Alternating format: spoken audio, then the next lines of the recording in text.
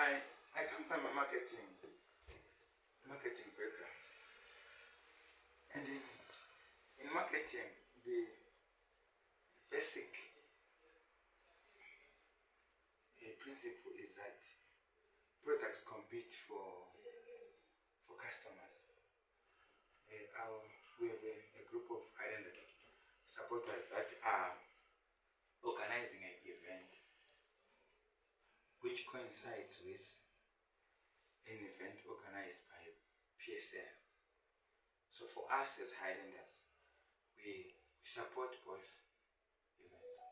We will participate in both events, and we will advertise for both events. Where the customer votes remains to be seen. So when the customer votes remains to be seen.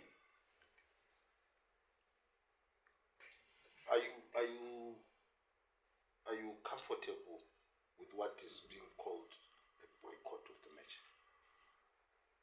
You see, boycott is an interesting word. Is it boycott with a small political, or is it a boycott in terms of product? Because when somebody walks into a shop and decides to buy Coca-Cola and not Fanta, you can either look at it and say they are buying Coca-Cola, or you can look at it and say they are boycotting Fanta. So I'm not sure whether I am answering your question. No, my question is not being answered because the supporters that have been called for whatever is being done on Sunday at the clubhouse have coined this a boycott, and that's, for me, it directly means a protest against something which they have stated. They're not happy with the 6,000 fine. They're not happy with what happened in Shamba. They've called it a boycott. You might explain it the way you want to explain it. They have called it a boycott.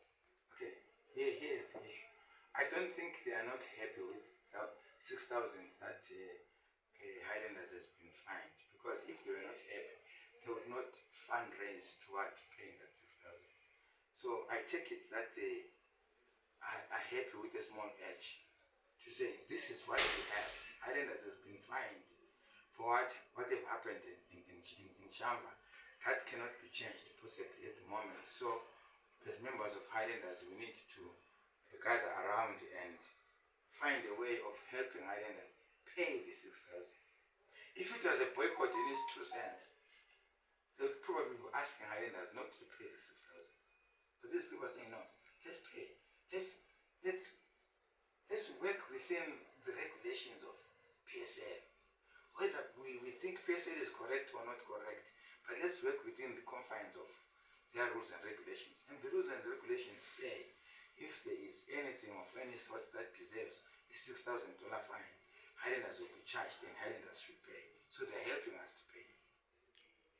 Don't you think that there might be rogue elements behind the so-called boycott, the so-called protest? Because I gather from my sources that some security issues have been raised about the event and about what could possibly happen at Barberfield Stadium on Sunday.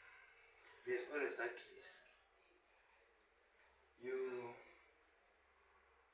want to ask the same question to PSL and say, PSL, when you asked a big match like the Chibugu quarterfinal to be played at Watsanai, did you assess the risk in terms of the size of the field, the emergency exits, the construction that is there, the stones that are lying out? Did you assess the risk?